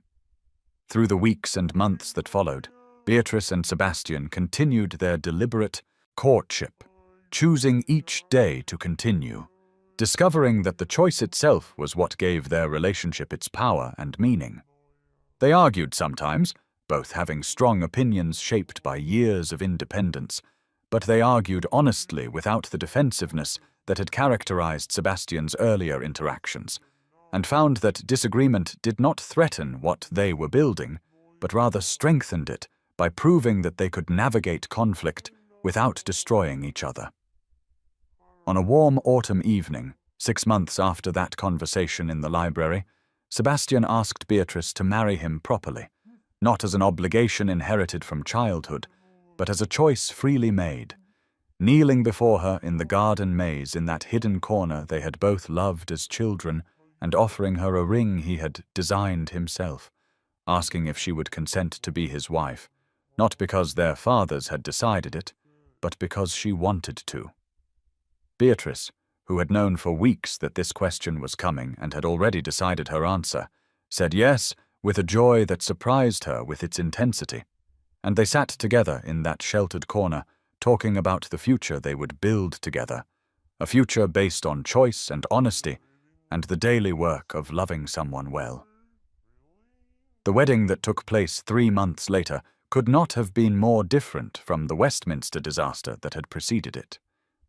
They chose a small chapel near Ashford Manor, inviting only those they genuinely cared for rather than the 400 witnesses obligation would have required, and the space was filled with warm sunlight and genuine laughter, and the sense that everyone present was celebrating something real rather than performing social duty.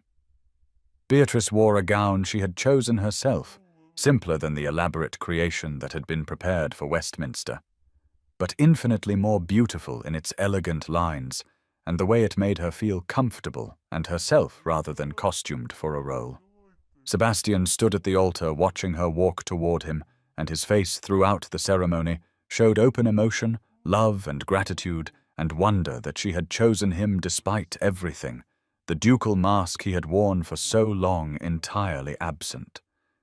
Thomas had returned from India for the occasion, and stood as Sebastian's best man, and as they waited for Beatrice to reach the altar, Sebastian whispered to his brother, "I do not deserve this, her forgiveness, her love, any of it." Thomas smiled and replied, "Perhaps not, but she is choosing to give it anyway. And that is what love is, Sebastian. Not something earned, but something given freely. Try to be worthy of it going forward." When Beatrice reached the altar and took Sebastian's hand, she leaned close enough that only he could hear and asked with a small smile, "No second thoughts this time?" Sebastian's answer came without hesitation, his voice low, but absolutely certain. "Only one, that I wasted so much time we could have had. Together. I will spend the rest of our lives making it up to you. I will hold you to that," Beatrice replied. And then they were speaking their vows, the same words that would have been spoken at Westminster, but now carrying entirely different meaning, a conscious choice rather than inherited obligation. And when they kissed, the small assembly applauded with genuine joy for two people who had found their way to each other through scandal and suffering and the difficult work of choosing to begin again. The final weeks of autumn passed in a golden haze as Sebastian and Beatrice settled into married life at Ashford Manor, which Beatrice had insisted be entirely redecorated before she would consent to live there, removing every trace of the cold formality that had characterized it under the old Duke's reign and replacing it with warmth and light and comfort. Her things were unpacked in the Duchess's chambers, books she loved lining shelves that had stood empty for years, paintings she had chosen brightening walls that had held only stern ancestral portraits, and everywhere she looked, she saw evidence that this was now her home by choice, not duty imposed. Through the windows of her sitting room, she could see the gardens that were being redesigned according to her specifications, and often she would catch sight of Sebastian walking there, and would leave whatever she was doing to join him, and they would walk together with fingers intertwined, talking about everything and nothing, the easy conversation of two people who had chosen each other and continued choosing each other every day. A letter from Thomas sat on the writing desk in Sebastian's study, congratulating them both on their marriage and sharing news of his posting and his own growing contentment in India. And beside it lay the household accounts that Sebastian was reviewing with Beatrice's input, the estate finally beginning to recover from the damage his father had done, everything suggesting not just resolution, but genuine new beginning. On an evening in late November, as the first snow began to fall outside and fires crackled cheerfully throughout Ashford Manor, Beatrice found Sebastian in his study and pulled him away from his paperwork to stand at the window, watching the snow transform the landscape into something clean and new. He wrapped his arms around her from behind and rested his chin on her shoulder, and they stood together in comfortable silence watching winter arrive. And Beatrice thought about how far they had travelled from that terrible day at Westminster, how much had been broken and rebuilt, how they had taken the ruins their fathers had created and constructed from them something entirely their own. This is what love is, she thought, not destiny or obligation, but daily choice, the decision to stay and work and build together, to be honest even when honesty is difficult, to choose each other consciously and deliberately over and over again. Sebastian pressed a kiss to her temple and murmured something about being grateful for second chances, and Beatrice turned in his arms to face him properly, seeing in his eyes the same wonder and gratitude she felt, and knew that whatever challenges lay ahead, they would face them together, not because they had been sold to each other before they could speak, but because they had chosen each other freely, and that choice made all the difference. Outside, the snow continued to fall, covering the world in white, and inside Ashford Manor, which had been cold and duty-bound for so long, there was warmth and light and laughter, and two people who had been broken by their fathers' legacies learning together how to heal, choosing each other every day, building a future based not on obligation, but on love freely given and gratefully received.